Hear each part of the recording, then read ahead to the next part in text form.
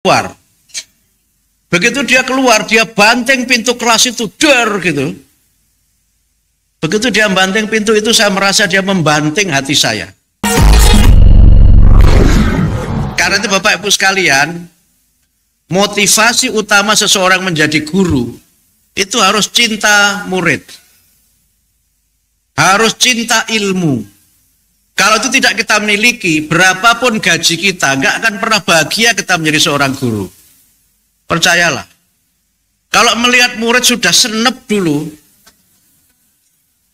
berapapun gajinya, itu nggak akan pernah kita tuh bahagia dengan pekerjaan kita.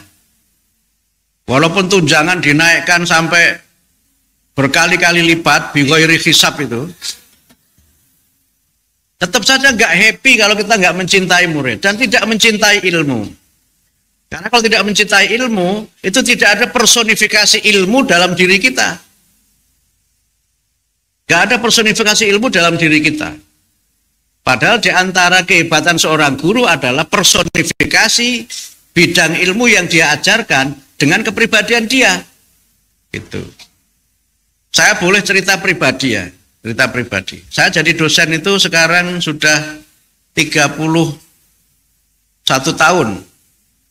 Saya pertama kali jadi dosen tahun 93. Sekarang 2004. Selama 31 tahun saya mengajar, saya tuh marah di kelas itu hanya satu kali saja. Itu pun saya menyesali kemarahan saya itu. Saya waktu itu masih ngajar di Semarang. Saya harus datang dari Jakarta. Untuk ngajar itu saya harus bangun sebelum subuh. Karena saya harus ikut pesawat penerbangan yang pertama. Saya ngajar, mahasiswa itu nggak memperhatikan. Saya tanya, dia malah balik nanya. Pertanyaannya tadi apa, Pak? Marahlah saya suruh dia keluar. Begitu dia keluar, dia banting pintu kelas itu, der gitu. Begitu dia banting pintu itu, saya merasa dia membanting hati saya. Kemudian saya pulang, saya cerita ke istri saya pengalaman saya itu. Saya kalau ada gundah-gundah itu mengadunya ke istri. Kalau dapat gaji banyak jarang cerita.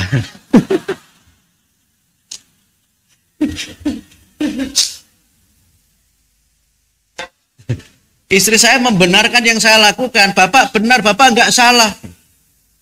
Wajar kalau Bapak memarahi murid itu wajar. Tapi saya menyesal. Saya menyesal.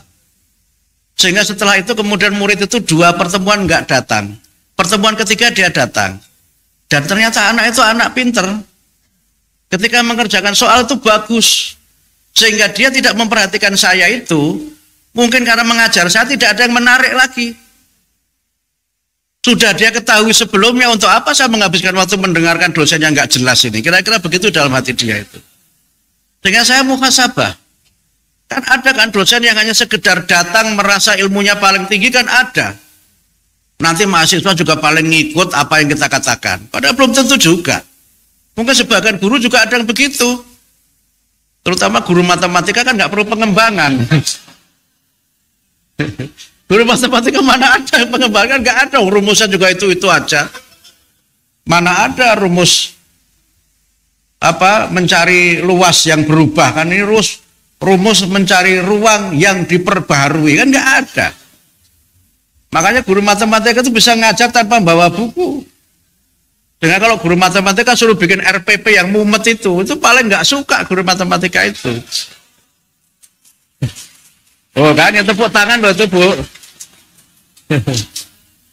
Mau ngapain mau ngajar begini aja kok pakai persiapan macam-macam. Mau begini aja juga murid saya jadi menteri kira-kira begitu. Kira-kira begitu. Tetapi saya tidak marah ke murid itu berikutnya. Dia datang dan nilainya bagus. Tapi kemudian setelah sekian lama saya sudah lupa dengan dia.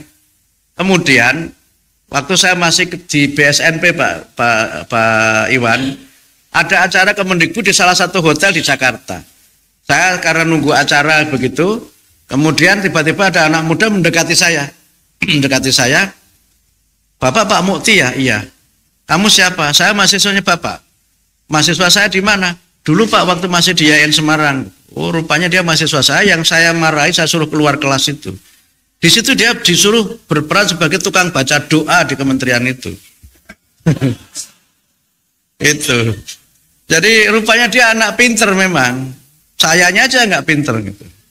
Merasa hebat sebagai dosen, terus muridnya suruh dipaksa mendengarkan yang nggak mutu itu. Sejak itu saya nggak pernah main-main. Saya sejak itu senakal apapun mahasiswa saya anggap sesuatu yang jenaka saja. Itu. Sudah mau kuliah, sudah mau keluar dia baru datang. Saya bilang Anda datang tepat pada waktunya. Saya bilang begitu aja. Dia cengar-cengir aja, saya bilang begitu kan. Kenapa? Datang untuk pergi gitu. Itu bukan judul lagu loh itu. Datang untuk pergi itu gitu. Itu biasa aja gitu. Dan akhirnya ya mohon maaf saya cerita ini di banyak tempat kan. Saya suatu saat datang acara, ada seorang kawan saya ujian di UGM, promosi doktor, ujian terbuka. Kalau saya datang situ terus tiba-tiba ada perempuan mendekati saya. Yang tadi mahasiswa itu laki-laki yang tadi, yang ini perempuan. Mendekati saya, Bapak Pak Muti ya, iya. Kok Anda masih ingat saya? Saya mahasiswa Bapak. Oh iya. Kok Anda masih ingat saya? Suara Bapak saya tidak pernah lupa. Waduh, agak genit memang mahasiswa ini. Kemudian dia tambah ngerjain saya kan. Bapak itu dosen favorit saya. Wah, agak GR. Apa alasannya? Bapak jarang masuk tapi nilainya bagus. Ampun ini mahasiswa. Aduh. Jadi kalau sekarang kita bicara rapot apa dan upgrade nilai apa itu mungkin saya termasuk salah satu itu. Salah satu itu karena apa? Saya berpikir dosen itu kan gajinya sedikit, sedekah uang juga nggak punya. Ya udah sedekah nilai saja gitu. Saya begitu. Mohon maaf ya, ini jangan ditiru loh ya.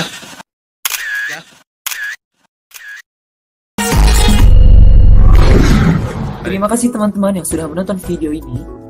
Jangan lupa klik tombol subscribe. Dan jika kalian suka video ini, angkat jempol kalian.